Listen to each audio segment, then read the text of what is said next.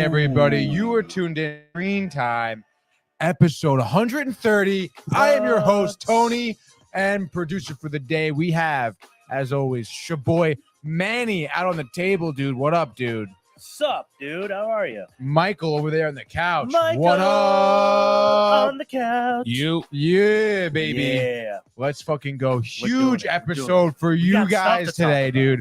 We have so much to talk about. Let me just lower the music here. Bang, dude. Bang. Bang, bang, bang. So much to talk about today. A huge episode, very special for you guys at home here as you're watching. And if you're here tuning in the back-to-back from Sportsport, welcome back. Which was awesome, by the way. Brian killing it out there. Great hockey talk today. You know, the Cowboys, the Bucks, whatever. It's over. We're done with that now. We're on to the movies, dude, and the shows. The movies. The good stuff, dude. Yay. The meat and potatoes, dude. Okay, Sportsport's just the appetizer today. A very good appetizer. We do have a comment here right now. Already? From Jade Zodiac, dude. He says, Tony, looks like he smokes obscene amounts of weed. Says who? Wow, dude. Says Nice. Jade Zodiac. About you? Yeah. About me. He says, I look like I smoke obscene amounts. Yeah. Have you looked at yourself? Is it the mustache? It must be the mustache. Is it the Stay Cool shirt? It's got to be the Stay Cool shirt. Well, you know, I'm leaving that up to you guys at home. Please, we're putting up a poll on mysterious. Instagram. I'm very mysterious. I'll put one up on Twitter later on today. Twitter. Do you think Tony smokes obscene amounts of weed? He says it's the stash, dude. It's the stash that'll do it. Well, I appreciate it, I guess. I mean, you know what, dude? People have said I look like other things because of the mustache. So Pothead, I think, is probably one of the better ones, honestly. Interesting, when I tell you the truth. Pretty interesting. Very interesting. So yeah, very special episode for you guys here today. Yes, sir. Honestly, I kind of want to just get right into the bulk of the conversation right now. We getting into it. I think we're getting into it. I like it. Just because I figured, you know, we get into the bulk of the conversation and we save other tidbits of news for later as we kind of dwindle down. I understand, Manny. You know, just so you guys know, Last of Us episode 1, season 1 premiered on HBO Max. You know, on Sunday night here, or on Sunday, I should say. Yeah. Obviously, a highly touted, highly awaited television series here has been highly promoted on Screen Time on HBO, just in general. You know, based on the award-winning video game series by the same name here. Yeah. You know, again, the hype coming up. You know, starting on Pedro Pascal and you know, Lady Mormont, whose name I don't know honestly, but Lady Mormont. I think her name is actually Bella Ramsey. I think that's her name. Yep. You know, teaming up here for this show. And what's her name? Claire Danes. Claire Danes. That is Claire Danes. Claire Danes. Yes, dude. Yes. So yeah, so it is her. It is her, dude. Sweet. So all right. I watched the show last night. Yeah. Manny watched it yesterday as well. I watched it last night and then this morning, and then followed up with the podcast about it. I'm honestly interested to see about the podcast thing. Yeah. Because I didn't have time last night. Because this first episode, runtime of an hour and a half, hour 27, I think hour 25. Very long, dude. I wasn't expecting it to be that long. I understand the first episode, whatever. It is explained. They do explain why in the podcast. In the podcast? Is the podcast just a podcast, or is it like a quick little 40? I think it was like a 35, 40 minute thing. Yeah. No video. No video, just audio. And they just go, there's a lot of spoilers. They mentioned that off the bat. And it's really just, you know, the guys who created it talking about each episode. And this one was a little bit more of an intro, so we got to learn a little bit of how it was made and what was like. I love that. So it's good. If you have time, listen to it. You know, I haven't played the game, unlike you. Right. And these guys also, because these guys loved the game so much that they wanted to turn it into this. So. Game was phenomenal. That's what I've obviously heard. Yeah. I've mentioned that. But listen, bud. I guess we'll do a little back and forth action here. You want to do some back and forth? Well, do you want me to talk about my thing and you talk about your thing and then we discuss? We just talk, I think. Right? I think this is going to be one that we have to just kind of go after. Okay, so I think it was really good. Yeah. Obviously, by the tone of my voice, I'm sure the viewers at home could gather that we have different opinions of the show right now. Oh, yeah. I had to watch it twice just because when I walked in here, the look of excitement and how much you enjoyed it came out, and my face was like, yeah, not what I was hoping for. All right, so let's break it down here. Opening scene, first of all, I thought was pretty cool. Pretty cool. So the opening scene, obviously, you know, as we get into this is gonna be spoilers. Would I will you say like me? before.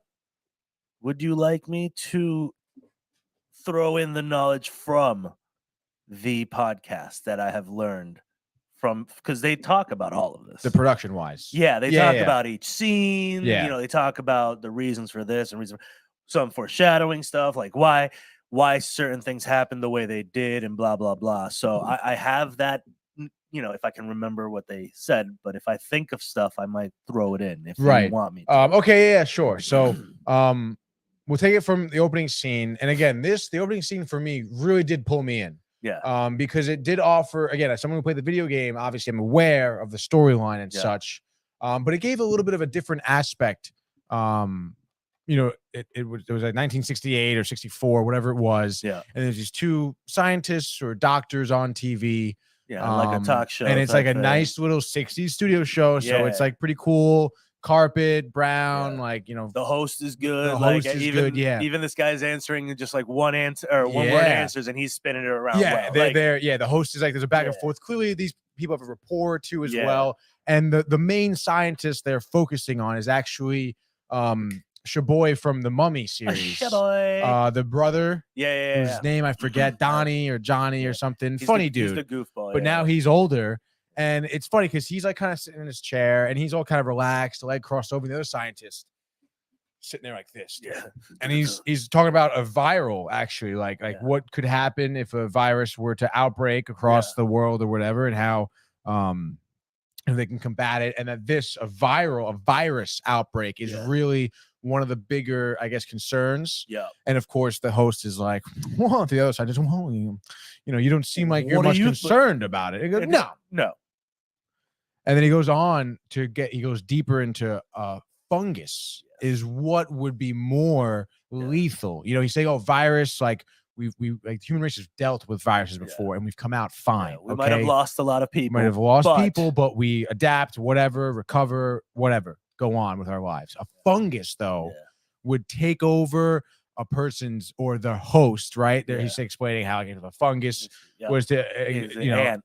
Right. There's one in ant, but if a fungus could adapt and, you know, live at a higher temperature, i.e. human body's temperature, it could take over a person and use that as a host, keep him alive, eat his brain, you know, control his motor functions and shit.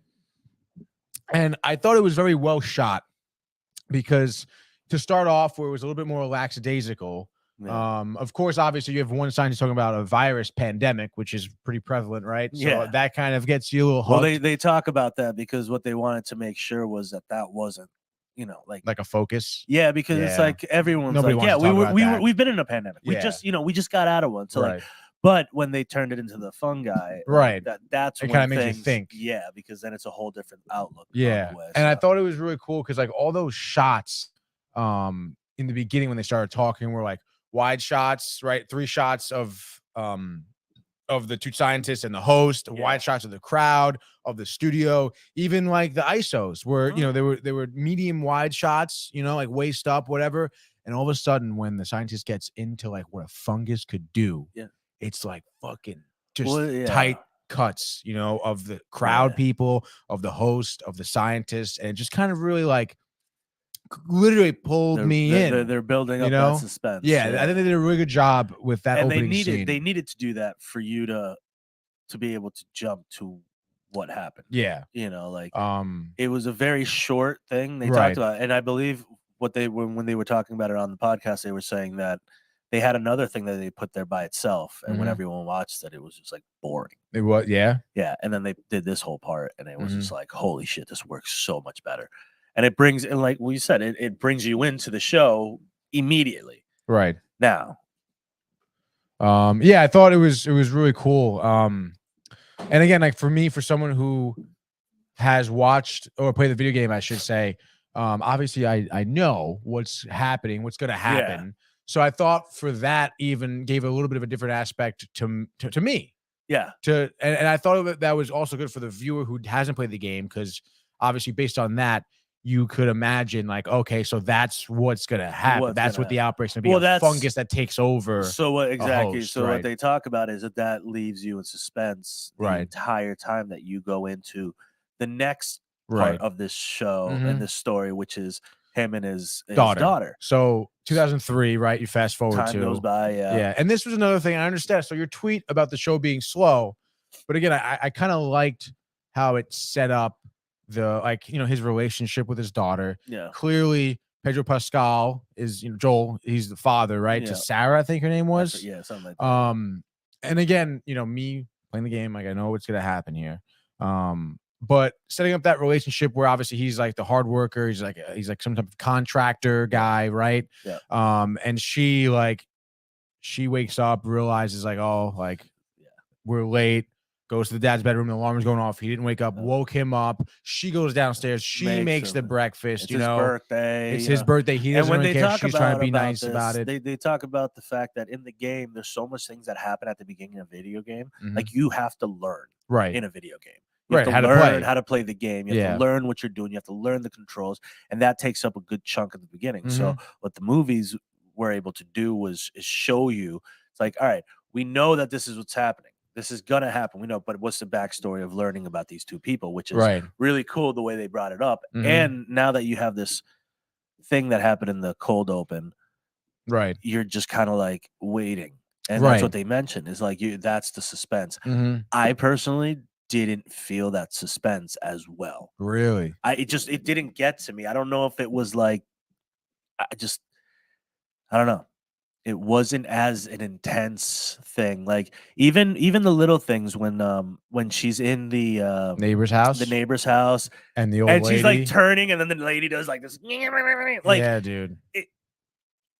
I didn't see it. It didn't like jump out at me. I'm like, oh my god, I can't believe it. I was like, oh, this is where it's gonna start. Wow. You know, like, I'm like, all right, and then nothing happened for a while, and then the minute like shit really hit the fan, and she's like, I was like, oh, so this lady turned, so she's gonna pop up at some, like, it was, for me, it was very easy to guess what's gonna happen, and that's why I kind of detached from it a little. And that first part was just too long. I think you could have fucking shortened that up really easily and gotten through it. Yeah, I think it's again, it's interesting because we have two different perspectives in terms of, I play the game, right? So I know what's gonna happen, and I thought, like, in the video game, the beginning is a little long, just like the show too. Yeah. But you said you are learning controls. You're kind of looking around you. Different part of that. But I thought, like, for me, I thought it was cool to see, because in the video game, you didn't really get that much interaction with the daughter. Yeah. Really. It was just kind of like bullshit. Little, oh, follow me. You know, well, because you can't. Right. And they say that. They're like, in a video game, like, you're focused on that. If you start adding like these plots in between, it's like,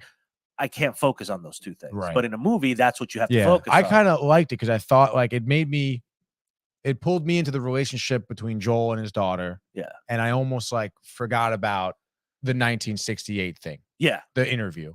And see, like, but that's that. Yeah. See, that's where it differs between you and me, is just the way, for me, it was like, that's all I could think about. Right.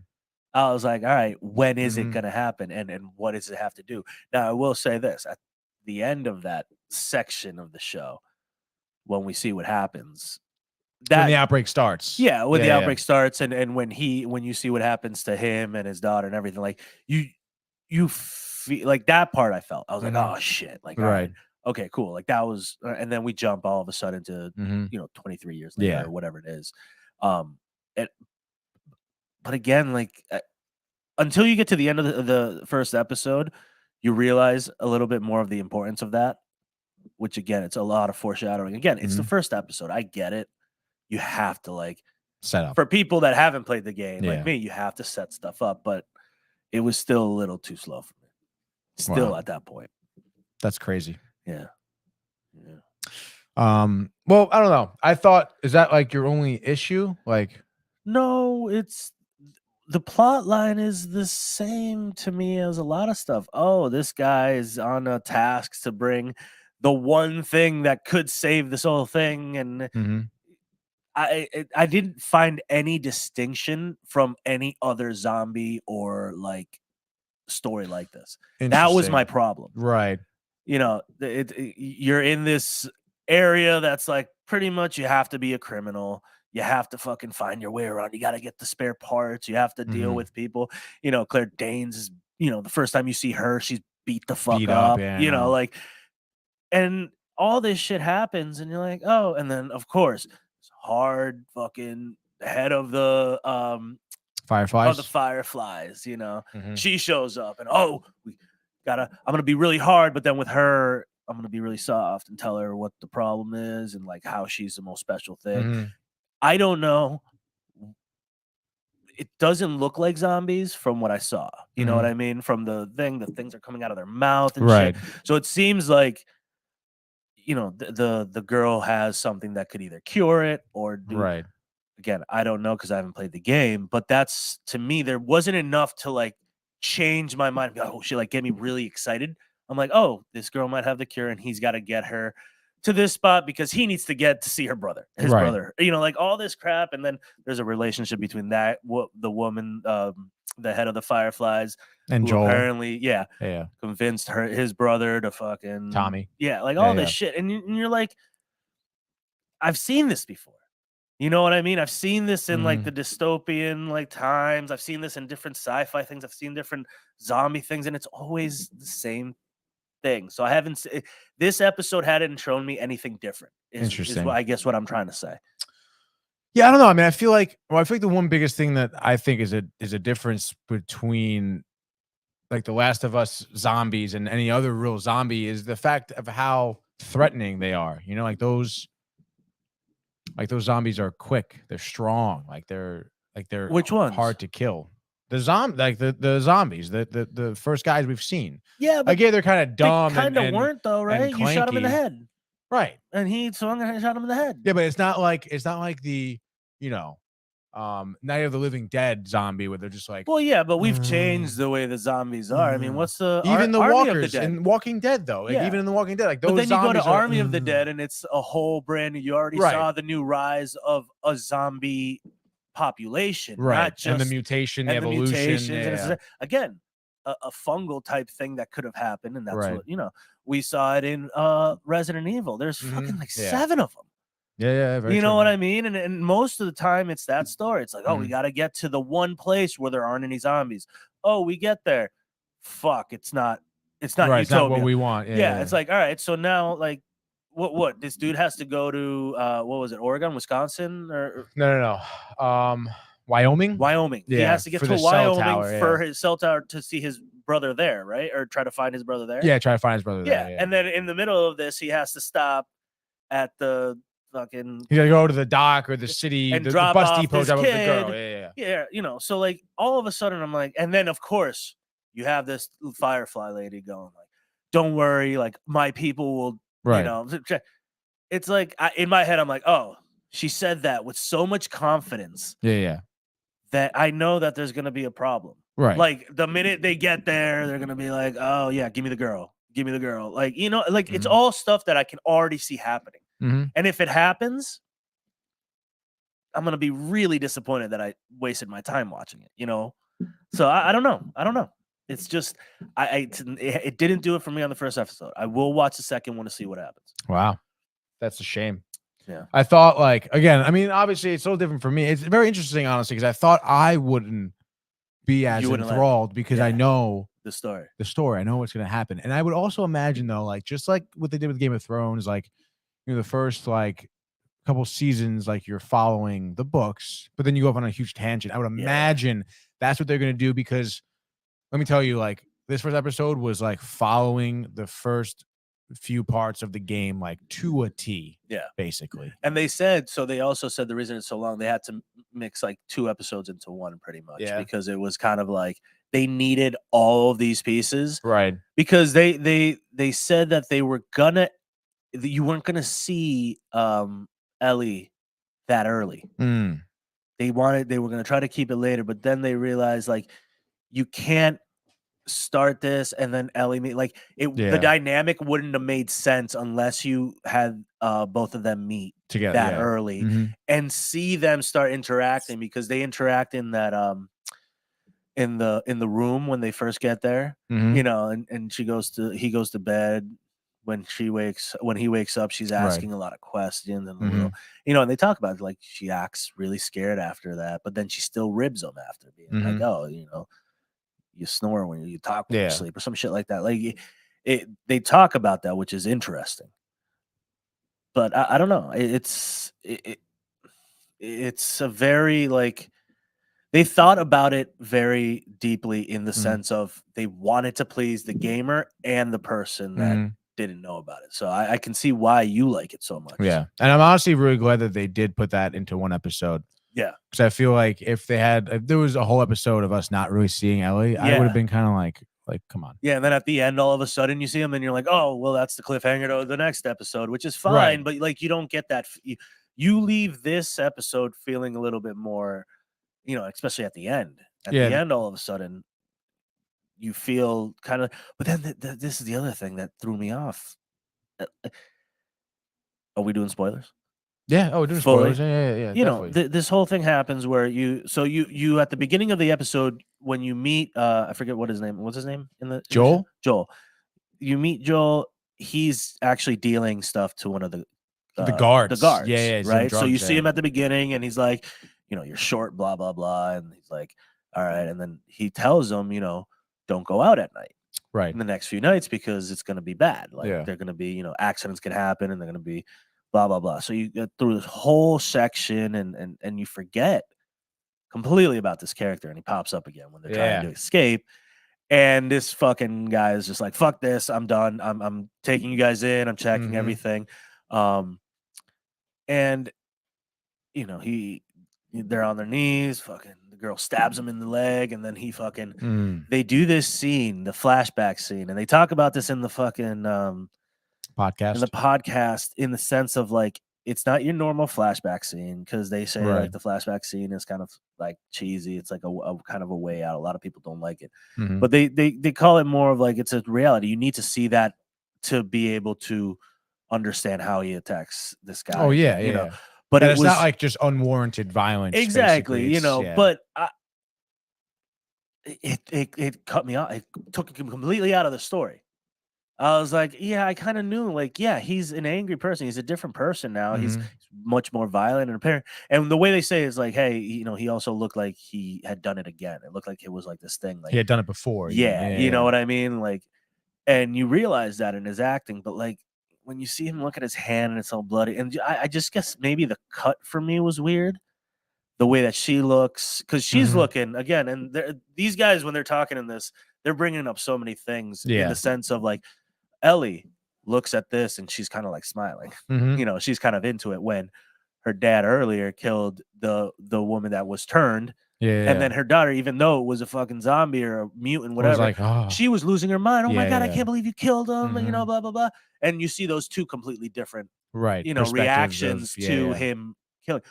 First off, he's killing, a person that is a real person. Now. And this girl that is technically infected, and you find out at that point that she's infected after seeing the red mark come up on the machine that was scanning to see if they were infected or not. So you jump into that, and then all of a sudden you see the scar. It's like, it's been blah, blah, blah, how many days? And no one's lasted this long. That's when I just went, of course, I knew from the beginning she was going to be the important part because, of course, they made it that way. And now I'm like, oh, she's the one that got bit, but she might be the cure. Right. That's when everything just fell for me. And so it sounds like you just don't really like the plot line. I just don't. There's nothing different about it. There's nothing different about it. Well, I mean, like, what do you want? So, Army of the Dead. Okay. They had the same plot. Fucking pretty much the fact that there's zombie outbreak and they're gonna they quarantine that area, but the storyline was kind of about that, but it was more about they have the heist thing, but then they made it exciting, and you go in and you see all these things. Again, that was also a movie. This is only the first episode of this. It could get crazy, but I just think that like all these things that they drag on to make the episode long, cut it down. Like the whole thing about the car battery. You could probably, avoid the figuring out the information from that guy just that they're standing over there and that they in the marketplace, when she's trying to find out after she's been beaten up and everything. It's just like some of these pieces they go, I guess, but I feel like they just added them in, and there's no need. Like you could have made that an hour. Yeah, a good solid hour. Yeah, I guess so. You could have probably eliminated a little bit from the backstory at the beginning, because that was, I believe, 15-20 minutes.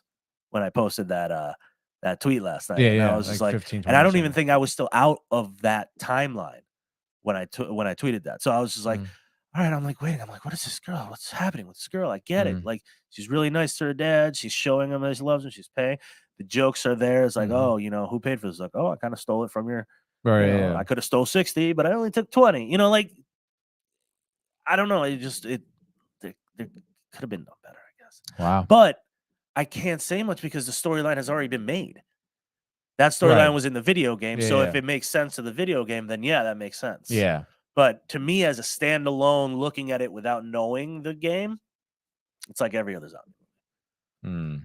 I mean, well, yeah. I mean, I guess you're not wrong where it's like, I mean, obviously most zombie movies, all right, this is the zombie outbreak. Now we need to either just survive or find survive the Holy and find a Land cure and get to civilization stuff. Yeah, like that's going to be the story. But like, I understand the setup was probably long for someone who doesn't understand, like, or doesn't know like what could be coming. Right. But I mean, like looking at that first episode, are you like interested? Like, oh, I'm gonna watch this out, or is it like I'm gonna try episode 2 and then probably not? I'll try episode 2. Probably has to give me some real reason to want to watch it. That isn't. Hey, we got to get this girl to the spot.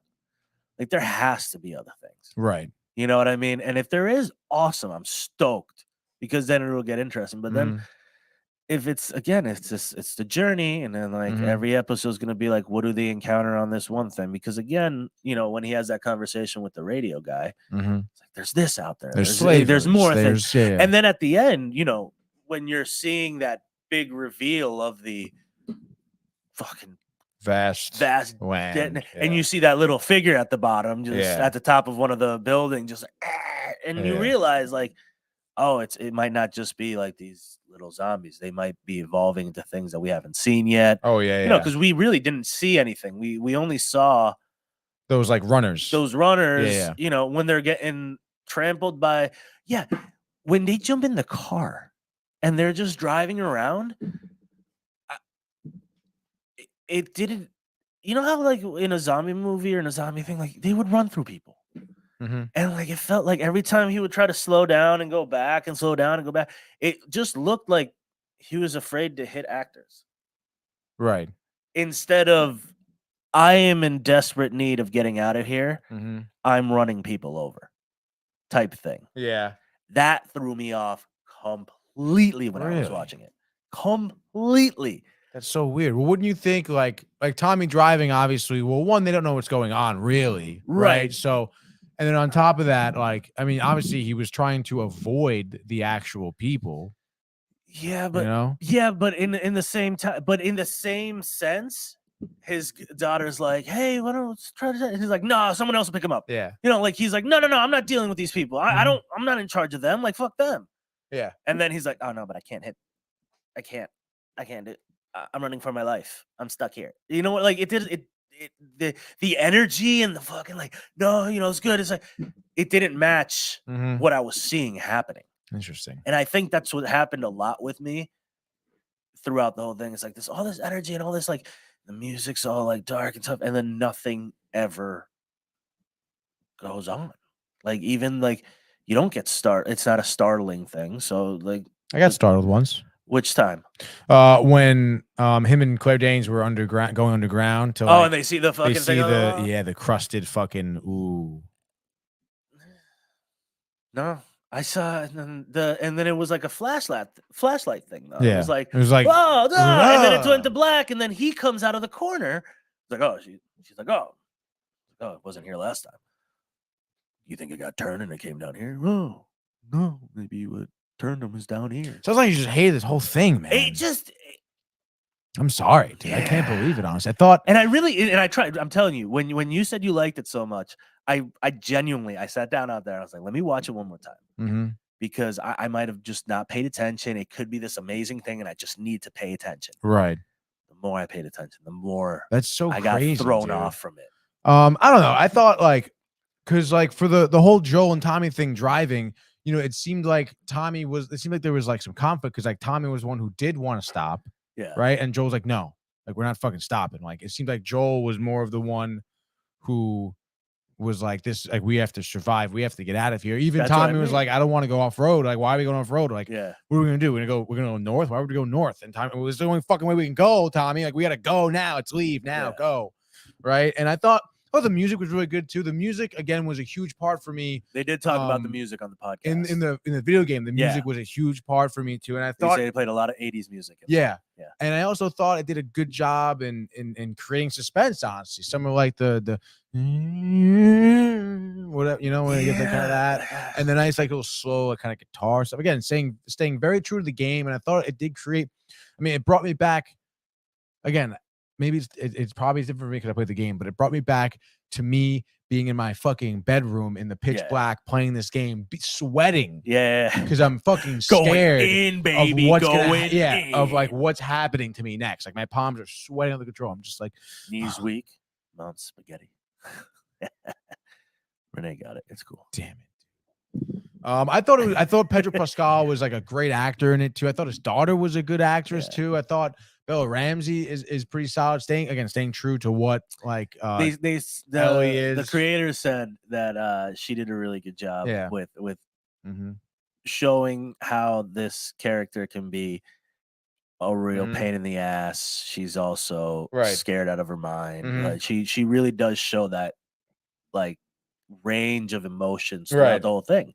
You know, one minute she's ready to stab someone, next minute she's like asking, "Oh, you guys go out there a lot? Like, is it cool?" And then the next time he's stabbing another person in the leg. Like, it's crazy. And like that flashback scene to when the guard is pointing the gun at him, like, again, like, him comparing Ellie to his daughter is like a theme. Yeah, it's those flashbacks are going to be happening where he's looking at her and then he's thinking of his daughter and shit like that. I just don't think it was done. I just didn't think it was done right, I guess. It just, you know, all of a sudden you also go from like this really dark shot to this really bright shot. And that threw me off a little bit because it didn't look like a flashback to me. It looked like you had just jumped a scene. You know what I'm saying? Yeah. It wasn't like there was no, you know, they didn't desaturate it a little bit just to give it, they didn't give it a look to make me distinguish it as well. It's just like a different time. It's just, and it's like him thinking about it. You know what I mean? And they did it so fast, which I get because you need to have that. It's a split second thing. They want you to make you feel like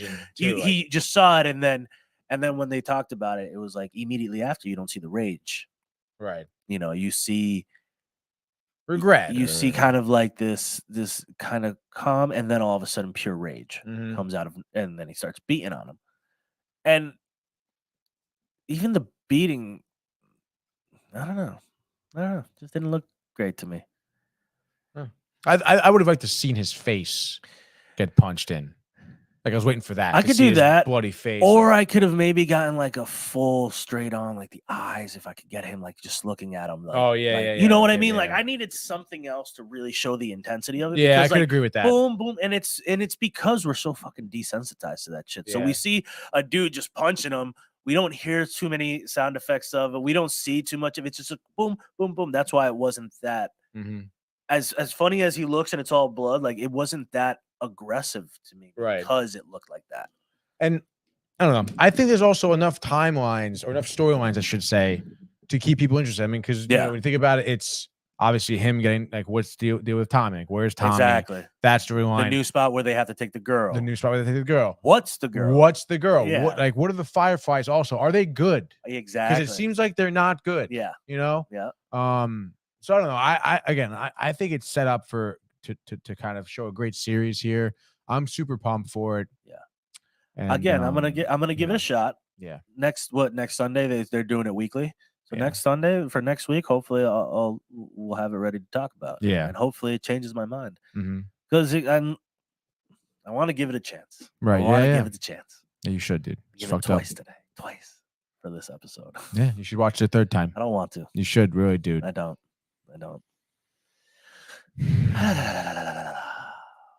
All right. Well, you know what? I guess that's it for The Last of Us. What would you rate it right now out of 10? 4. Wow. All right. Right. I think right now it was like it was the second highest viewed show. First episode, yeah. Season on premiere HBO Max, Yep. beating out Game of Thrones Yep. and Euphoria, I think. So. I forget what beat it though. Yeah. What What beat it? Not White Lotus. No. I don't know. You look it up, but we also don't have to. Wow, that's great, man. That really shows your feelings about the show. We look it up, but you know what? Also, we don't really have to look it up, dude. Hey, but fuck it. Listen, for a first show, it's great. I did great. I'm happy it did great. I guess it wasn't for me. At least it wasn't for me yet. Yeah, dude. I've been having trouble with movies and TVs these days, man. It's tough for me. I don't like a lot of things anymore. The things aren't connecting to me as much as they did back in the day, or with older movies. Like I put on The Godfather the other day. It's a fire movie, dude, and just the whole thing. Every time I looked over, there was something good happening. Something that was happening that I just I couldn't pull away from. You know, I would have to wait for something very mundane to happen that really wasn't that mundane in the movie, but it gave me a minute to just look away. Right. And then all of a sudden, you get to the end and I'm seeing the baptism happen. I'm like, oh, I sat there and I was just like watching. I've seen this whole thing, I don't know how many times, and yet I'm still have to watch it. And every time I see every single part of it, I was like, oh my God, I forgot about that. And that's the movie going that I love. And lately it just hasn't been there for me. Everything that I've watched just hasn't really hit. Yeah. Banshees did a little bit more. Oh yeah, that's Banshees good. did. But of Irish, I can't say it. Inisherin. Yeah. We have a few comments here. Brian Barnaby Brian says goats, dude. I always forget where his. Oh, there it is, right there. Brian Barnaby. And then we also have Indigo. So Ellie looks like the Elephant Man. Yeah, she is a little strange look. I'm not gonna lie. She's not your typical girl. Not even typical girl. It's just not what you expect. I guess. I don't know. She does look a little off. Yeah, she does. But she likes the 80s references. Yeah. Oh wow, Ishmael Kim. Thanks for tuning in here from YouTube. Says if you want to see a good movie, check out Plane with Gerard Butler. I just saw that came out. If it is Ishmael, if I'm mispronouncing that, I feel like there should be an H in there if I'm saying Ishmael, or is it Ismael? I don't know. But you want phonetic spelling, you can throw it in there. Phonetics, dude. Getting hooked on phonics, baby. Hooked on it. Let me tell you something about this movie. I haven't seen it, obviously. It's literally, I just saw that news. You talk about something that's been, done before in terms of storyline. What's this one? Action. This one, Gerard Butler is the pilot of a plane. No way. Which for some reason goes down in like this. It feels like a Somalia or something like that, or a jungle. Of course. And it's like him and now what are the dude trying to survive to get home. And it's like Gerard Butler, like classic action. Is it based on a true story? I don't think so, dude. Is it? I don't think so. But of course it's called Plane. Like, come on, dude. I don't know, man. Like, just call it something like action, then. Violence. Gunfights. But you know what? I will give it a shot. I mean, I think it's one of those movies again where you could watch and have a good time if you're up for it. A good time. Yeah. So, Mr. Kim, I'm not going to knock you. I'm not going to knock the movie, but I'll check it out. If someone's telling me to check it out, I'll check it out and we'll talk about it. I think it's in the movies, I want to say. I don't know if it's on Plane. Gerard Butler. Yep. It is in the movie theaters. In the movies. Pilot Brody Torrance saves passengers from a lightning strike by making a risky landing on a war-torn island. There we go. No, in the Congo. Only to find out that surviving the landing was just the beginning. The beginning of the journey. When dangerous rebels take most of the passengers hostage, the only person Torrance can count on for help is Louis Gaspar, an accused murderer. Oh my God. Who's being transported by the FBI. Classic murderer turned good, whatever, dude. You ever seen Machine Gun Preacher? That's what's gonna pop up. This is like Machine Gun Preacher. Preacher too. Machine Gun Peachers, dude. Peachers. Peaches. Peachers, dude. I'll check it out, Ismail. You check it out. Why not, dude? Check it out. I'm not gonna see it in the movie. I'll wait for it to get on Netflix or HBO Max or whatever, dude. Then I'll watch it. Whoever one of those is gonna pick it up. I don't even want to look it up. We can look it up, but we also can't look it up if we don't want to. Yeah, if we don't. Yeah, we can't if we don't want to. We can if we don't want But to. if we want to, we can. We could. We could. So that's gonna be, I guess, concluding our talk of The Last of Us, dude. Until next week. Until fucking next week. You know, we're coming out here with updates. I don't care if Manny, if Manny watches it or not. I'm still talking about it, dude. Whatever, bro. I'll watch it. And every week, Manny doesn't watch it. I'm gonna talk about how fucking good it is. How much you should fucking watch it. I hope the second episode sucks and you're like, in my opinion, there's no way it's gonna suck, dude. Because there's so much shit that they did a great job at laying down to build up towards episode 2. Lay it up. They laid it down. Throw it now in. it's gonna blow it all up in your fucking face, man. It's gonna be dope, dude. All right. Well, okay. Let's hope. Fingers crossed. Fuck your fingers, dude. All right, let's move on with the news. If you look at the thumbnail here, it's all about Pedro Pascal today. These guys. Earlier this morning, maybe late last night, dude. Trailer drops for season 3 of The Mandalorian. Now, for me, it's been, I feel like, forever since season 2 ended. Right. But obviously, Grogu came. Grogu's there. Luke Skywalker came, took Grogu. Ahsoka's out there.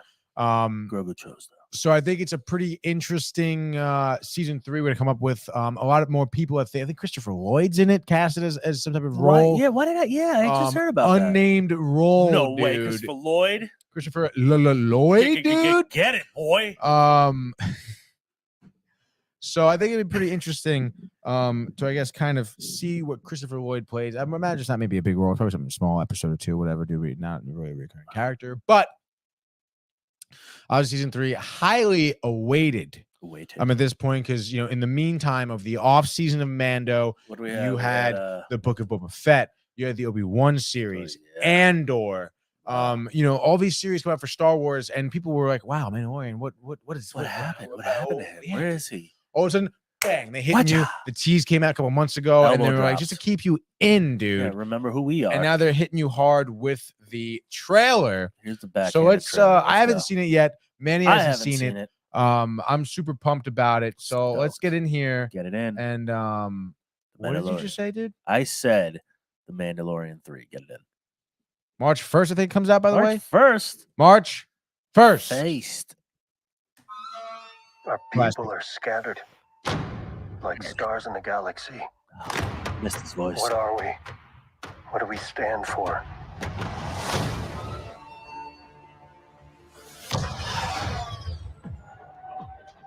Being a Mandalorian is not just learning about how to fight.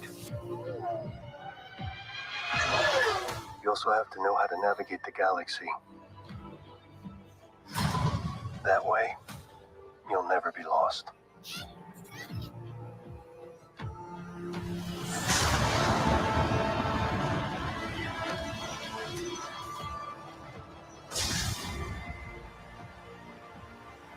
I'm going to Mandalore. Whoa. So that I may be forgiven for my transgressions. May the Force be with you! This is the way. There's something dangerous happening out there. And by the time it becomes big enough for you to act, it'll be too late. Oh.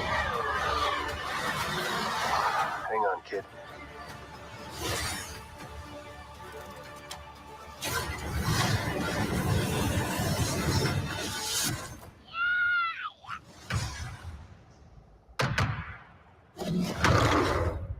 This is the way.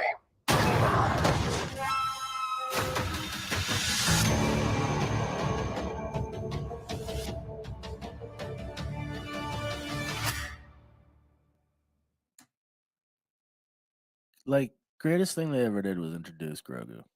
Because that just brings in people that don't give a shit about Star Wars. Yeah, just to see him. Yeah. And now that they're bringing him out a little bit more, that's going to be, hopefully. Yeah, they're give him some nice. Yeah, it looks like he's got some action. Heating out that wire, dude. Yeah, let's go, baby. And he's got his nice little freaking tub of awesomeness that he rides around now. And again, dude, it's funny because it's 3 seasons in, you still have no idea really what his No origin, clue. nothing. Nothing. Dude. Yeah, nothing. It's the most brilliant thing. Like, what do you know? He eats Mhm. frogs and he Yeah. can lift shit with his mind.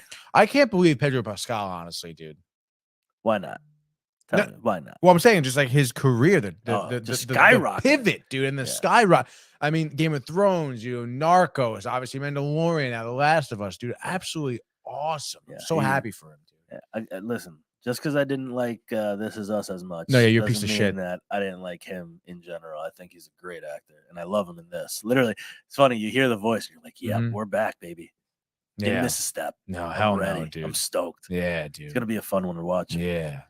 I want to see where this goes. We got a comment from Jameer Day, says Mando season 3 is definitely going to feel a lot more connected to the original saga for sure. Yeah. Yeah, a few things I noticed in that trailer. Obviously, one of them being the fact that they're Jedis, right? Yeah. All of a sudden, you saw More lightsabers Jedis. popping out. You're like, ooh, Hell fucking yeah. Yeah. And also the fact that Mando over here is rolling around in an old Naboo starfighter. Not an old one. I mean, it looks kind of new and more all For chrome, the not time, yellow. yeah. But a Naboo starfighter, I thought like probably one of my favorite ships, honestly. Yeah, that's a cool one. In all of Star It's Wars, very I sleek. think it's very sleek, very cool Oh looking.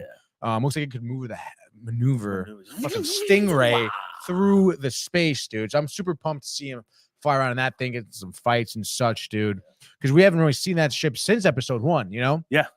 So I do enjoy that connection back to the original saga, dude. Yeah. And of course, I'm sure Luke Skywalker maybe make some more appearances here. It'll be interesting to see who they bring in. So yeah, because that's the coolest part about the Star Wars world. There's so many stories you can go in any direction, endless, dude. different planets, whatever you want. Mm-hmm. So it's fun to watch. Yeah. Indigo says you are right, meaning me probably. I'm only interested in it because of Pedro Pascal, dude. He's a really good actor, man. He fucking kills it, dude. Every time. And I'm interested to see how they portray Mandalore as well. Yeah. A planet we've never really seen before. Yeah, we've only heard of. Yeah, and I think it's gonna be fucking fire, dude. I'm gonna have to rewatch, I think, season 2 just to kind of, or at least the last few episodes. Just to get, I might have to also re-up, dude. Yeah, you have to rewatch everything, dude. It's terrible. It's the worst part now. Getting older, I have to just keep on rewatching it just to be able to watch the next season. I know, yeah. The gap in between kind of pisses me off a little bit because now I do have to take time to brush up just a tiny bit, a tiny bit. But and they're coming out with that Ahsoka series too. I forgot about that. Ahsoka, Jesus, they really did come out with a bunch this year. It's pretty crazy what Disney lined up for Star Wars. Yeah, they really. And now they're just like banging out projects, dude. So crazy. Love it. Yeah. Marianne, big Mandalorian fan. Love it. She loves it. Her pops loves it too. Really? Pops, yeah. Father-in-law is all about that. I mean, it's really well made. Again, you mentioned like the score for it. Obviously really good. Yeah, the actors they've had. You got Apollo Creed in there, dude. It's all good. It's all dope. good. And everything that Favreau touches is pretty much gold. So he's genius. He is. And they have fun. They make it fun. They make it watchable. They make it exciting. Mm-hmm. I love it. And I've watched the behind the scenes stuff for Mando too. Yeah. Talk about fun and you want to watch it. Oh my God. Dude, when you watch people behind the scenes having that much fun at their job. Yeah. Dude, it's what that's the dream. Yeah. The dream is to have fun with friends, make some freaking awesome art, and then display it for people to watch. Yeah. Done. It's awesome. Wow, dude. It's like that. Done. It's awesome. Jackpot. Good night. Good night. Sayonara. See ya. All right, moving on from Mando season 3. Be on the lookout for that. Obviously, I mentioned March 1st. It'll be here before you know it. I know it's over. March 1st is right around the corner. It's like a month. We're and almost a half into away. February, man. We're almost into February. It's like a month and a half away, dude. Remember, But yeah, like you said, around the corner. You're short. When's leap year, dude? That was like last year, I thought. 2016 and was 2020 a leap year? Next year's gonna be a leap year. Next year's gonna be a leap year. Yeah. Leap it on out, baby. My birthday's on the 2nd, so not the leap year. Of February. Of February, yeah. So that's dope, Day. dude. Me and the groundhog, we chilling. Telling you if we're gonna get more winter or summertime. Wow, dude. What do you think? Give me a little inside scoop, dude. You have to have some type of connection. Me and the homie don't know yet. No. Not yet. Figure it out, dude. I'll let you know. Has the homie watched The Last of Us? The homie has. Yeah. Doesn't like it either. Doesn't like it either. Fucking stupid groundhog. He ain't about that stupid life. Bitch groundhog. Useless animal anyway. Yeah, actually, I've never understood them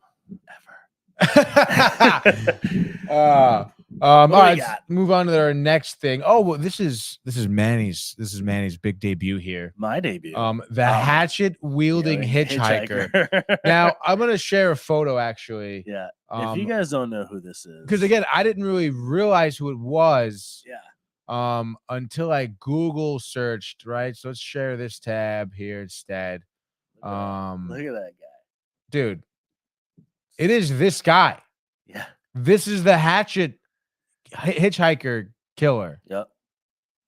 And it's so funny because first of all, this interview is crazy. He talks gibberish in the interview. Yeah. Like he's like He's scatterbrained. Bash, Yeah. bash. And you think like, wow. And it's so funny because I remember seeing this, and this I always used to watch this, and then I always used to see like the fucking surfer dude. Yeah. Who's talking about like how is the surfer? Oh, you gotta do it you just whip out, dude. And you hit the ground and he goes, what is that? You just get pitted like that, you know? And I'm like, oh wow, it's so funny. And like, oh, these are just like two crackhead dudes. Like between him and then the surfer guy. So messed up. And I'm like, well, they're fine. They're probably harmless people. No, dude. Not this guy. Dude, this whole story was so fucking weird. I was sitting downstairs. I think I was editing some photos, and I was trying to find something to watch, and nothing was hitting. And I was like, I'm gonna give this a try. And I actually didn't know the meme. Mm-hmm. I didn't even know the meme. Interesting. So I was like, all right. I mean, the name itself, the Hatchet Wielding Hitchhiker. It's like a fucking horror flick. Like, that's like a C-grade horror movie. Yeah, and I was like, all right, well, maybe even if the documentary sucks, like quality-wise, maybe it will be all right because the story's crazy. And I'm watching, and I was just like enthralled. I'm like, what is wrong with this dude? Mm-hmm. And you're like watching him, and you're seeing this guy that's just this homeless dude, and he's telling this story, and the people, like the one journalist that he talked to at the scene of that crime was like, he's the only person that he would talk to for a while. He's the only person that had his number. Like, dude, this dude's living this really crazy, just hitchhiking life. Mm-hmm. And this one incident happens, and he becomes famous. Like, just famous. He's in the car with this guy, I believe. They end up driving into a construction zone, pinning another guy into between him and something. I forget, one of the machines.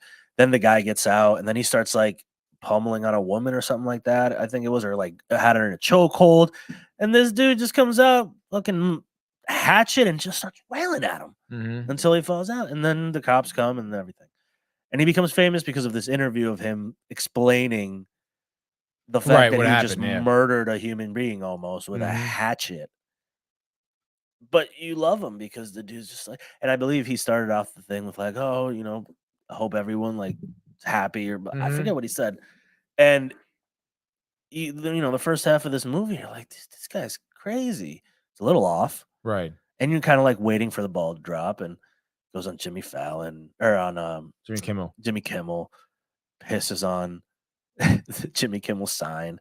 Jimmy Kimmel gives him $500 when they meet. He gives it to the security guard and goes, I'm sorry for pissing on the sign. Like, you love this guy. That's so crazy. You're like, this dude's awesome. Yeah. Like, why would all he wants to do is live his life and surf? And he's asking, like, most of the time, he's like, if anyone has a place for me to stay, or you know, all this stuff. And then you realize, like, this dude's mentally ill.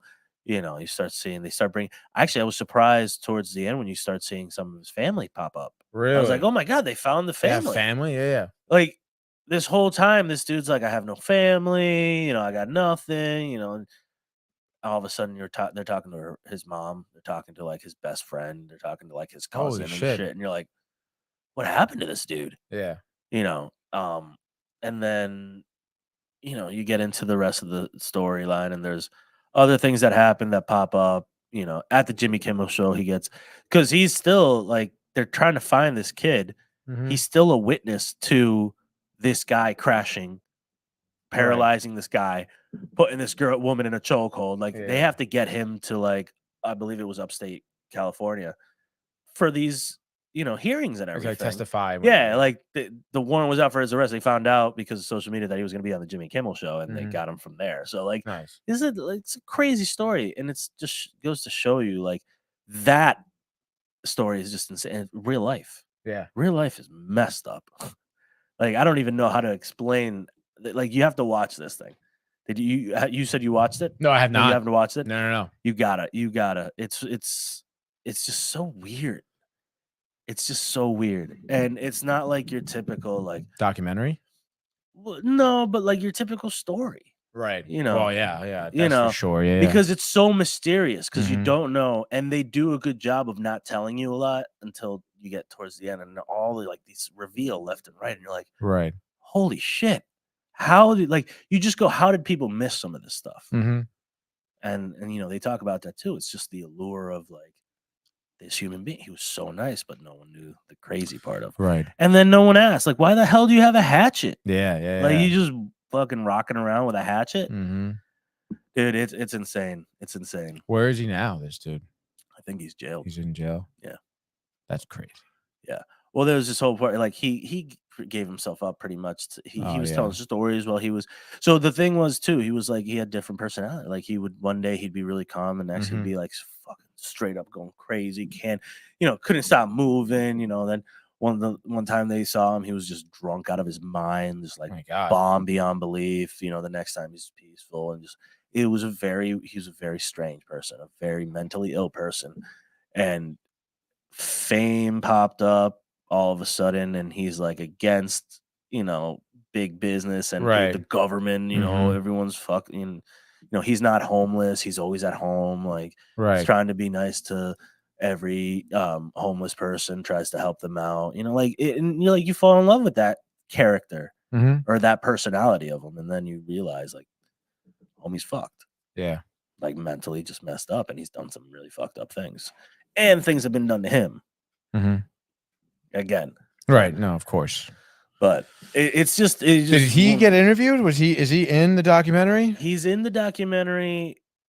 They have all the footage of him because so at the beginning, I'm sorry, I didn't explain it too well because I thought you had watched it. No.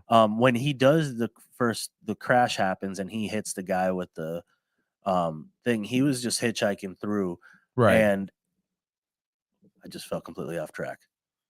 He was hitchhiking through, they got the hatchet. But what was your question? Was he interviewed on the doc? And then you went to go and say how the the guy that interviewed him at the time was this small time dude on this really small channel. News, and he interviewed him, and he had the really long interview of him. Right. And they only showed a little bit of it. So during this interview, they showed most of it, right? This other part. And when he finished that interview, the homeless guy wouldn't talk to anybody else. Every other news outlet that would show up or tried to find him wouldn't talk to him. This one guy was the only one. So that one guy decided he needed to find him and do a piece and ask him about it. And they found him and they just followed him around. Because everyone was trying to find him and be like, yo, we want to get this guy on a show. We want to give this guy money. We want to give this guy surfboards. We want everyone was trying to help out. And he was the only one that had contact with him. Right. Like the guy's phone would always fucking die. Like he wouldn't respond for days. And then he'd respond and be like, yo, someone gave me their phone to let me call you. Like the dude's living off the land. You know what I mean? Like, and so they followed him for days. And then this guy just had footage of him. Yeah. They interviewed him in different times that they were with him. People videotaped him while they were on the show. There's all this footage of him that we've now see because everyone was taking it during the time. What year was this? What year did this happen? You remember? I want to say 13, but I can't. 2013, maybe 2015. I can't. So it might have been even a little bit later than that, but I don't know, man. It was just interesting. It was a little bit different than what I had seen. I went in it expecting nothing, and I got this crazy story. That's all. And you said you didn't know of him. I hadn't seen the memes, and then they talk about that too, saying like he was everywhere, and everyone was talking about him, and all the I remember when it first happened, dude. Yeah, I don't know why. Maybe I did see it, and I just forgot about it because it wasn't that crazy. But yeah. I mean, these days there's so much. We're getting bombarded by things left and right. I can't remember half the shit that's going on today. Yeah, my guy, dude. Yeah, I know. That's why we do this show. Yeah, did you watch The Last of Us yet? Yeah. Well, that's dope, dude. That's what's the runtime on this bad boy? I think probably like an hour, 15, hour and a half, maybe something like that. That's a pretty good runtime. Yeah, it's a normal doc. Yeah, it's not bad at all. 90-minute. Doc was done well. Doc was done well, Yeah. well enough that it kept my attention. Yeah. which is apparently pretty hard nowadays. Yeah, it is very hard. What'd you say? Yes, it is. Yeah, that's right. You stupid. That's dope, dude. I'll check it out on Netflix. Netflix, yeah. Netty Flixies. All right, cool. Well, next up, Manny. Oh boy. Is also you again, honestly. Dude. Oh, me back to back. again. You, dude. Bernie Madoff documentary, something that you and Michael have started. I know. I'm sure you're further along than Mike. Oh, I finished it. But you finished it. Yeah. Dude. That was for me. It was one of those quick binges. Like it was episodes. It was or 4 1-hour episodes. I think it's like 4 hours worth of footage. Yeah, but again, I knew the story. Right, obviously. So and again, it was your typical business documentary. So a lot of the visuals I didn't need to worry about. Mm-hmm. You know, you're seeing Bernie Madoff. You're seeing the people that he affected. You see, so it was for me. It was like listening to a 4-hour podcast about Bernie Madoff and what happened. And I knew the information. I just didn't know it to that extent. Right. No, of course. You know, I didn't know the inner workings. You know, they explained everything from beginning to end, who he was, who the people that were investing was, what was the timeline. Like they talk about it, saying that if 2008 hadn't happened, the housing market collapse in 2008 and you know, us going into a recession, he probably would have probably still been doing what he's doing. Like this dude had an army of people on these building floors just making shit up. Like if you were a client and you were like, I want to see my numbers. Yeah. He would be like, all right. He'd call and they'd fucking all scramble and they'd write out a report. Like that type of shit. That's so crazy. Like, and it, again, not complicated, nothing crazy. And this dude was billions of dollars were being manipulated, were being, you know, falsified and gains and the dude never bought, like no stock was ever bought. That blows my mind. Like, that is so these crazy, people are thinking they're making, and like these people had like put in and then were just living off of what they thought they were making off of that, you know. And we, you know, you go through the whole thing, you know, some people lost everything, some people lost a little bit, some people thought that what they had made they were going to keep, they had to give that all back to the people. Like it's this whole, you know, the Ponzi scheme is just out of control. Dude. Yeah. It's just out of control. And how crazy it can get so fast. Mm-hmm. You know, and he had like funding people. He had people that were just funding to cover. And he was giving them false reports saying they were making like billions of dollars. Like we're talking like countries, like people that were in the charge. Mets were involved with the Mets. There was one guy who actually ended up committing suicide. He put in royal money. Yeah. Like he put in fucking big time stuff, other people's stuff. That's the other thing. It's like there's one guy had like 5 accounts with these rich people, these like royals and stuff, and he lost it all. Like so crazy. And homie was just like, I'm done. This dude killed himself so nicely. He killed himself in his office, put a trash can down, slit his wrist, and let it bleed in there so no one had to pick up any. Like this guy was such a good guy, and he had fucked up that bad. Because of this dude that was like, yo, give me your money and I'll give you these incredible returns. Yeah. It's like, I can't believe people still think like that quote, like if it's too good to be true, it's probably too good. Yeah. Like, dude, you can't be making those numbers. Yeah, you can't be.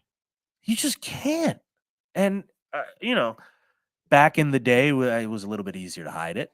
Now it's fucking, I mean, now the FTX guy was named, you know, the Bernie Madoff of crypto because he did the same thing with crypto. Like, geez, it's people don't learn. Like history repeats itself. It's gonna repeat. Yeah, like, we started a new monetary, you know, thing, and someone's gonna try to do a Ponzi scheme on it. Someone's gonna be like, "Oh, I heard about this back in the day. They tried this. Yeah. We could probably do it." And then you get caught. Like it's just. It's interesting to see how greedy people can get. And he was more about power. You know, he wanted to be just powerful, dude. Dude had so much money. And he was part of the fucking New York Stock Exchange. Yeah, dude. And the whatchamacallit, what's it called? The SEC. He was a very reputable man. Like he's the one that like made up certain rules and shit. Yeah. And this dude is just manipulating markets. It's an unbelievable thing. And, you know, he lost everyone. You know, his So his crazy. wife lost her whole family. His wife is fucked. Yeah. His wife was like living out of her car. You know, like she lost her boys, she lost her husband. You know, she One of the sons committed suicide, one of right? the sons committed suicide, and the Yeah. other one died of Cancer. Yeah, I forgot what kind of cancer, pancreatic or lung. I forget which one it was. But yeah, and it's just like it's unreal. It's like for me, like I haven't seen the documentary, but Yeah. I've researched the story pretty well. You know, I remember when it happened, It's and a everything huge, too. like It was this huge, is big time, historic, dude. like, Yeah. yeah. But like for me, that honestly, like the what was so crazy was how it had affected his whole family. I Yeah. thought like that. What was Well, like, they talk about it. his family is His family gone. Like, yeah. there's no There's family no anymore, Mando, dude. yeah. Yeah. But his like, kids, when they found out, like he told his kids, there was a Yeah. point where he was just like, and his kids were like, "You're a horrible person. You're a Yeah. horrible human being. Like, so crazy. we don't dude. want anything to do with you." And then they didn't talk to his their mother because his mother, you know, his wife stood by him, Yeah. which It's a tough situation it's for a her. big event, you know, dude, and like, because she had like been apparently in the past he had been by her side right. when shit had gone down, so she was like, "How can I not have?" It's his not like there's back? like a rule book written on these things. You know? Exactly, and Oh, if your husband is part of a major Ponzi scheme, Yeah. you may want to stick by him. yeah, you know, it's you may want to be with him. Yeah. But you know, the crimes, as horrible as it is, like he wasn't murdering people. You know what I Right. mean? He did fuck up people's lives, like Yeah. completely ruin people, and There were some people had to indirect deaths yeah because of him. because yeah. of him. So like it's not just a clean, you know, business fraud. It's not just money. It's livelihoods that he took Yeah. away from a lot of people that were older and can't do anything, so they had to go back out into the workforce when they're, you know, they worked their whole life. Like Yeah. it sucks. He's a piece of shit, but you know, the story is one of those things that, like, if we don't learn from it, which apparently we didn't, It'll happen again. it'll happen again. You know, so I don't know. I don't know. Manny, if you give me half of your annual salary, Salary, I yeah. can invest it and pay you out big time, dude. Better be like 20%, baby. Yeah. Oh, dude, Returns. dude. Yeah. 50% returns. Ooh, dude. 50. That's not too good to be true. I think that's fair. I think you can pull that off. Yeah, I can pull that off, dude. Oh. Me? Dude, I'll Venmo you later. Yeah, that would be. Hey, Renee, I need about $1,500. I will give you 75% of the gains back. How's that sound? Yeah. No, if you give him 50, You got to give me. and I'll give you 75% of the of profits. all the profits that I make from it. All right, cool. Right now. Write him a check, Renee. Write him a check. It's going straight. And next to the check, just write Anthony too, because it's going right to him, because he's Yeah. gonna make me 50% of my earnings. Exactly, dude. This is how the Ponzi scheme works. And guess who doesn't have any money anymore? Renee. Renee. Guess who just funded all of us, baby? Yeah. It's a really messed up thing, and it actually, you know, it was more educational in the business end of it for me. That's what I found fascinating about it. So I don't know. Oh snap! Is that D-Nev? Yeah, we got Danny Nev Oh, coming. boy, He goes, D-Nev. I'll take that. Never mind. Never mind, he says. Oh, Danny Nev. That's family. Oh, dude. Indigo says narcissist abuse of people affects the whole family. I mean, Bernie Madoff, obviously, dude. Narcissist. Narcissist beyond belief. But I'm Like the where's narcissist. this doc? Netflix? Another Netflix. Another Netflix doc, Another dude. Netflix doc. 4 hours worth of the Bernie Madoff. yeah. Oh, wow, dude. That's crazy. Yeah. I'll have to check that out on Netflix. Huge documentary I've session been, you've had recently, huh? It's one of those kicks I'm on right now. You know how you Yeah. just jump sometimes? I'm gonna jump and kick you. jump and kick right in the face. Yeah. Right in the face. What in the face? Oh, yeah. I feel like I've been talking the whole time. I feel good about it today. Well, yeah, the past 2 things are all you now. This next one's gonna be me, dude. Ooh, it's all you now. This next one is a show I'm that I've so talked stoked. about. So stoked. It's but called not. The Greatest Pottery Showdown, baby.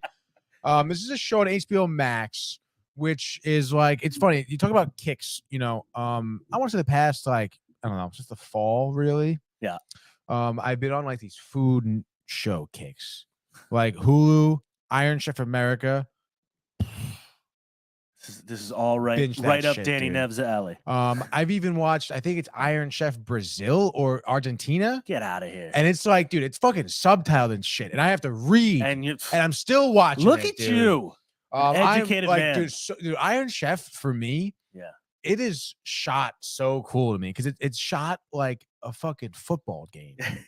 Where there's Stress is like there, it's baby. like dude, there's like obviously like there's some handheld action going on. Yeah. There's the locked off cameras, right? I think there's some RoboCams as well. I think they've moved, I believe, to slow-mo cams too. So Dude, they do replays. Oh, the replay. First of all, Alton Brown, great guy. Look at you. He's like the commentator, okay? And he's making cracking jokes, dude, and shit. And then of course the Iron Chefs are like Bobby Flay. It was Mario for a while, but obviously he's out. Who's the dude? The bald dude. Michael Simon is pretty solid, dude. There's the Japanese dude too. Yep. Dude, These guys are phenomenal. I want to learn how to make fish from that guy because he always makes fish and it looks fucking awesome, dude. Yeah. But it's just like Alton Brown's just like going, oh, dude, the quick cuts, dude. There's the reporter down in the kitchen asking questions. Doing what? And then it's like they're asking fucking microphone placement, buddy. So many questions. And it's like you see him flambe some shit. And Alton Brown's like, oh, let's see that again. And then you go, what? They do the wipe into the slow-mo flambe off the 3-play operator somewhere in the building. Dude, Danny dreams about these shots. Dude, it's such a good show, dude. It's such a cool like live event show. Danny says, am I really just a narcissist because I wake up to a bowl of lobster bisque? What?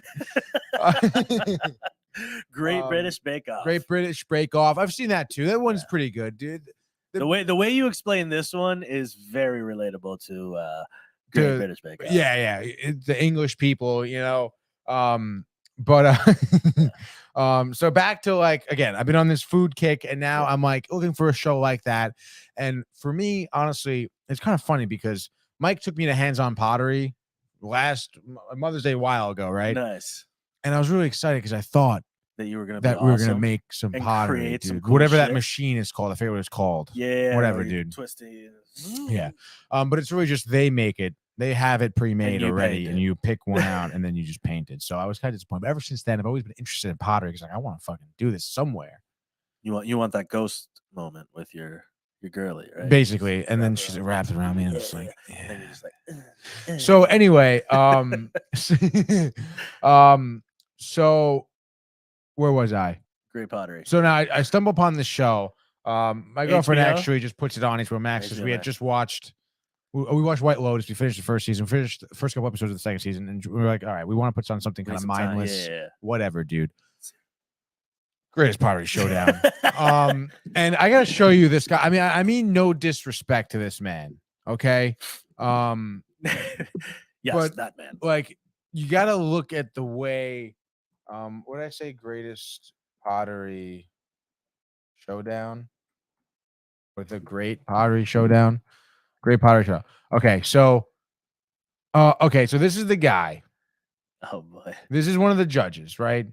And again, I want to re-emphasize that they are all English.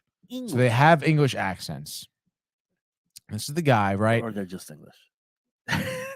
Yes, they are English with English accents. So this is the judge, Look at dude. that guy. That guy knows what he's doing in life. He's got the sideburns going on, right, and everything. Some of the contestants include this guy. That guy looks like he's just pure awesomeness. This guy looks like he's been doing pottery and he's made candles. He's been totally doing pottery. Dude. Whole life. So, and again, this guy, here he is again. I'm going to show you where's the fucking photo. Okay. This one, he's a judge and he is crying. Weeping. Right? Weeping. Crying. Yeah. Crying about this woman's pottery because literally like she gives up and it was good. It was solid, very solid pottery, you know, and they were very surprised by it. Solid pottery, dude. Solid making, whatever. Beautiful. I don't know a lot of terminology here. Potterography. Yeah. But he starts crying about it, talking about it, because he's saying how like she was one of the most like it just hit him. Unconfident, like nervous, worried. We could tell you were nervous, and now here you are just putting us all to shame. Like we're like, oh, it's just so great. I'm just like, wow, dude, like this, My mom. like I'm like in my room, fucking looking around, and all of a sudden I'm just like, what? Someone cutting At the onions around TV, here? I'm like, I'm in. what? Am I in this world? Is he crying right now? Is this real? For pottery? And it's all real, dude. And Was the piece good? the piece was cool, dude. Was Yeah, nice. it was. She had Was it a some, vase? she did this thing, and they were saying how difficult it was because it was colored right, and it was whatever color it was, but it had a blue rim color on the rim. And they were saying just how fucking difficult that is to pull off, to have that nice, precise straight line all around, dude. Very impressive stuff. And I'm just like, oh my God. I'm like, I'm looking over at it. I'm like, wow, this is crazy, dude. And it's funny because, we put the show on and we just started talking, whatever. And like in the background, they're interviewing the judges.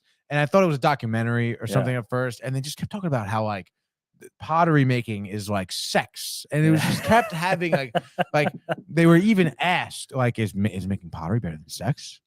And they were like, one judge was like, yeah, it's just as good. And the other judge was like, no, pottery's better. And I'm just like, what the fuck is going on? Like these weird Brits, dude. They love their pottery and their sex and their blood sausages, dude. Blood sausage. And they mix everything together. Yeah. They mix all those three things. And their chips. And their fish. Fish and chips. Stews, dude. Stewies. But then it starts to break off because it was just interviewing the judges, and then all of a sudden the contestants are in there, and it's just this fucking shit, and it's just so cool. And these things, like this whole process tastes like one set of like the first challenge is like make a set of bowls, make them so people making bowls, and people like the one guy they were ripping apart because it's like, dude, you had fucking 2 hours to paint this. This is what you were telling. And and he just goes, I like the simplicity. I just think simple designs and paintings is really just simple and good. And they're like, yeah, but you had 2 hours. You got to do better than this, you dumbass. Like just like ripping him up, dude. And that's surprising for an English show. I was a little surprised because again, British Bake Off. It's all sunshine and rainbows over there. You could give them dog shit. Yeah, and they're like, you know what? I love the effort. Yeah, you tried your hardest, man. You got to appreciate that. 12 places for you. Yeah, dude. Yeah, nah, they fucked this dude up. They were pissed off at him. It was dude the dreads. I'd be pissed too. Yeah, 2 hours, 2 hours bud. to paint this. Dude. What were you fucking doing for 2 hours, dude? Huh? Nothing. Simplicity is what soothes. You can take your simplicity and shove it, dude. Right up your. So it's a great show. I think there's like one season on it. But it's very entertaining. Yeah. And one thing I do like about the British shows, in the middle of a field under a tent. It's in like some old school, like the town where Willy Wonka is, the original Willy Wonka. It looks like that, and it's like an industrial factory in that town. All right, cool. Is what it looks like, dude. Lovely, oi, lovely, oi.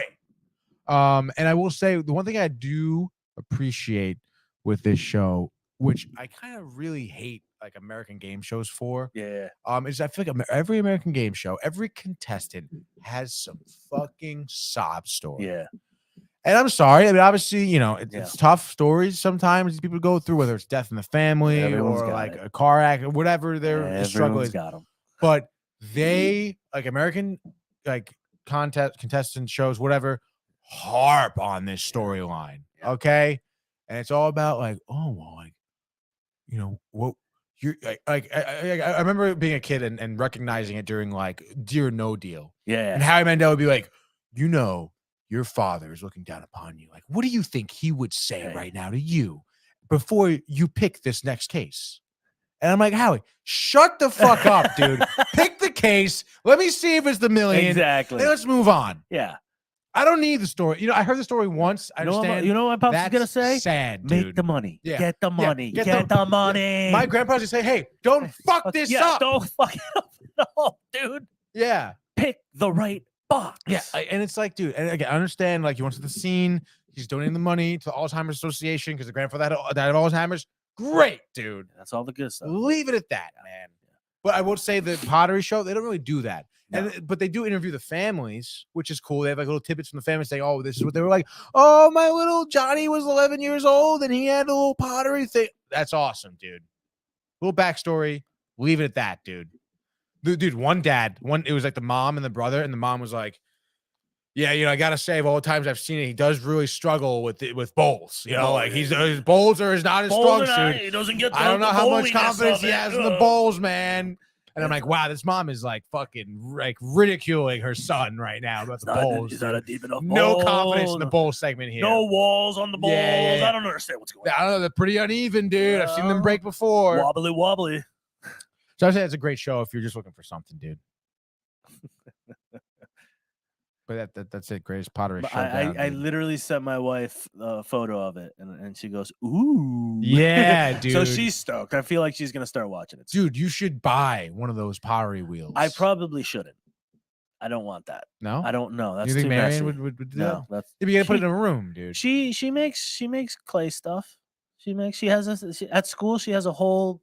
She has one of those things at school. No, she might have one of those things at school, but she definitely has one of the it's like a fucking Cast stove thing. Oh. Like hot plate. No. But it's like you put the clay in it and it hardens.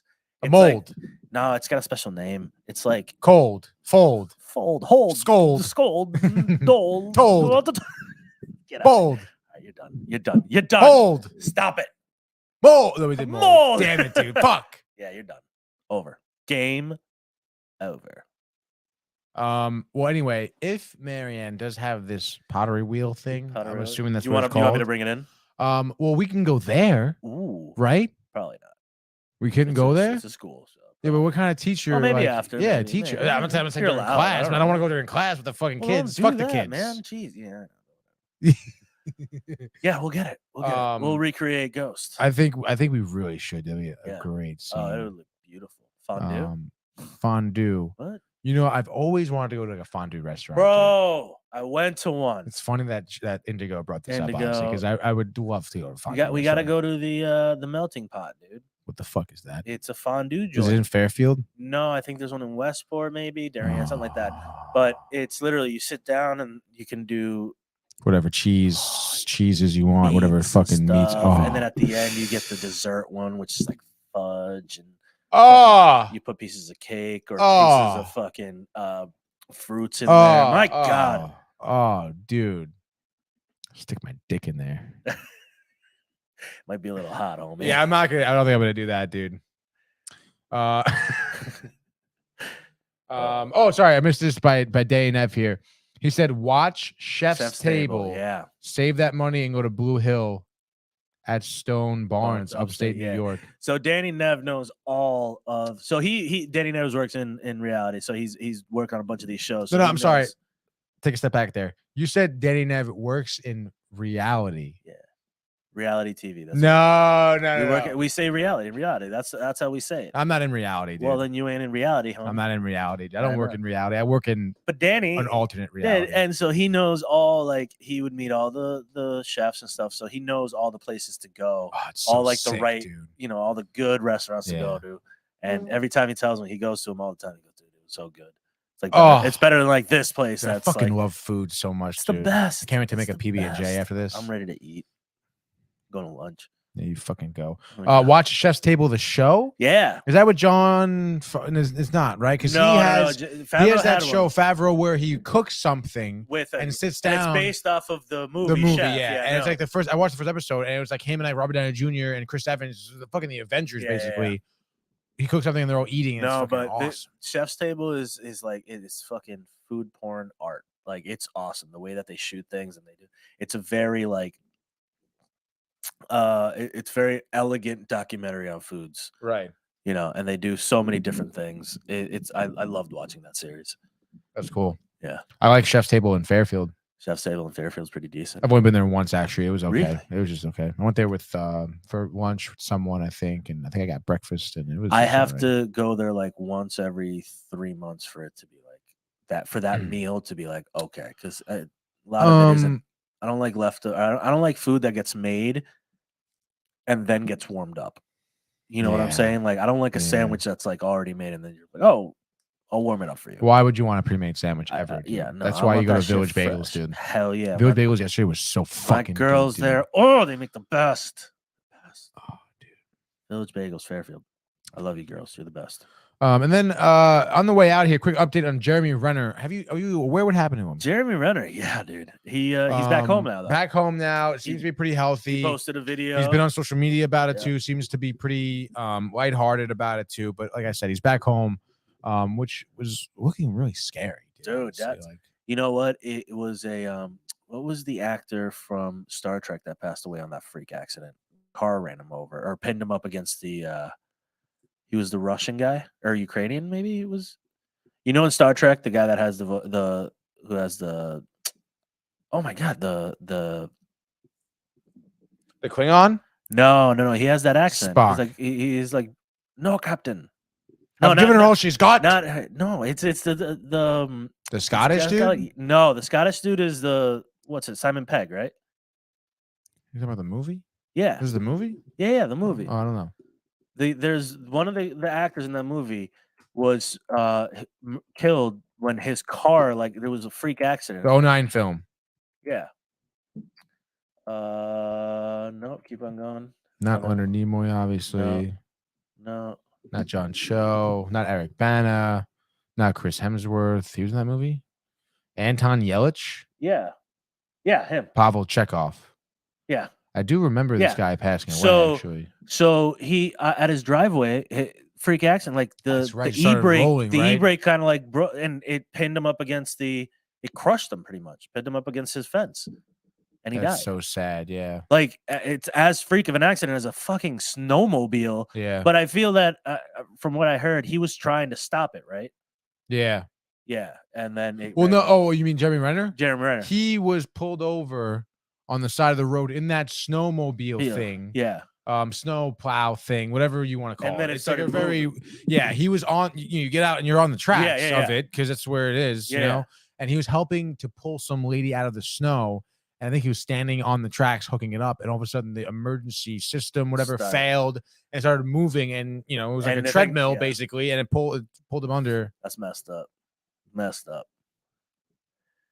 So messed up. But he's fine now. So that's great. I mean, he looked rough. He looked that really first rough. first announcement, where from the he was hospital, just like, all messed up.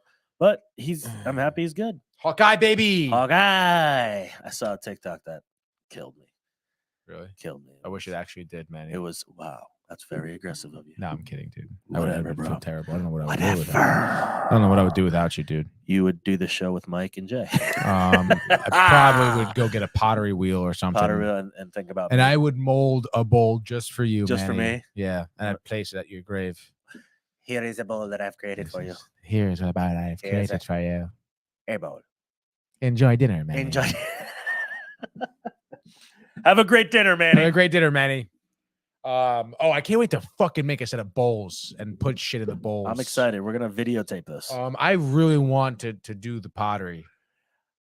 My wife and I had a gift certificate to go do glass blowing. Get the fuck out of here. Did you guys we do never it? fucking did it. We'll go. I know. I don't even know if we have it. Oh, where is it? There's a place in Fairfield. No way. Yeah, it's behind you know where Post Oak. Actually, you know where the 203 is? Yeah. Right across the street from 203. On Fairfield Ave? The 203 store? Yep. Really? Right across the street. What's it called? There's the Fairfield Social, right? Right. Oh, yeah. I know exactly what it is. Behind the Fairfield Social, in that parking lot, there's this building. And that's where it was. It probably still is there, but that's a glass. That's so sick, dude. Yeah. I think Marianne's mom got us like a Groupon for it and thing, and we just never ended up going because we wanted to do it. You fucking assholes. I know, we're terrible. All right, cool. So pottery, glass pottery, glass. Well, that's gonna be the next vlogs for us, I think. What do you think, sick, Renee? Dude. See, she's in. I think Renee would blow some glass, right? Dude, she'd make some weird fucking thing. Yeah? What'd she think? That shit's fun, I heard. Yeah. Really? Are you afraid of the heat? Ooh. Oh, she's not afraid of nothing. anything. She ain't afraid of anything she just said. Oh. It ain't no thing. Well. Ain't no thing like a chicken wing. Pottery would be cool too. I'm Clay. All right. Yeah, sure. Yeah. And that's what Anna's taking me to go to do pottery. Oh yeah. That was like one Christmas gift. Yeah. You're gonna make a cool vase. All I know is I gotta go like this, and I gotta go like this on the inside, and then you get the little thing. It's like a little hook, and you just like all the way down, and it thins it out. Oh lordy. And then you take it, and you go. And you give it that love. You give it that love. And you give it this, dude. You make a little curvature. There you go. There you go. Well, I think that's about it. Hour and a half into the show now. I think we're getting kind of way off track here. I mean, an awesome track. Dude, an awesome track. Track this. Bitch. You're not going to make it. All right, man. Anything else on the way out? I don't know, man. What do we got? We got Thursday, probably. We're going to try to get in on this again. Oh, yeah, because Friday we have another shoot day. Yeah. So I think Thursday is going to be the way to go, Manny, baby all right. daddy. Well, hopefully we can get some cool news to come out before that. I'm going to call some people and Call make some sure they people in announce the Hollywood. news, Tell them dude. that we need them to announce tomorrow so that we can talk about it Thursday. Give me the news. I know, because normally all the good stuff comes out for the Friday, but yeah, we'll play it by ear. But we will. I want to thank everyone for tuning in, dude. Thank you. We had some people talking with us. We had a lot of new people coming in here and talking. Love it. Really appreciate it. If you guys are still tuning in and enjoy the episode, you can watch some past episodes of Screen Time. Absolutely. Check out our YouTube page too, Downtime TV. Like, I almost said subscribe. downtime.tv.com for our YouTube. But you can also visit downtime.tv.com if you want any merch. Yeah. If you want to do your own podcast, you can, Hell yeah. rent out the studio Let and us know. schedule it yourself, or you want us to make a video. We could also schedule that We can on the schedule a website lot as of well, things. dude. We're a bunch of schedulers. Visit MannySantiago.com to schedule any pottery. MannySantiagoVisuals.com if you want to talk to me. But we appreciate you guys tuning in. I hope you really enjoyed our breakdown of The Last of Us. If you see Manny on the street, punch him in the face for not liking the first episode. I swear to God, if I'm walking through the street and I just get punched in the face, I'm not going to be mad. Yeah. But fuck. But all right, guys, go out there, watch some movies, watch The Last of Us episode 1, rewatch Check it out. Check out the podcast. Yes, Would you recommend the podcast? Listen to the podcast. If you're into it and you want to know a little bit behind the scenes, watch it. All right, guys. Well, enjoy some movies out there. Yeah. Have a great day, and we'll see you on Thursday. Hey guys, Tony here from Downtime TV checking in. I want to thank all our fans out there who's been liking, subscribing, sharing our content. You guys are the best. You guys are our bloodline. You make us love what we do.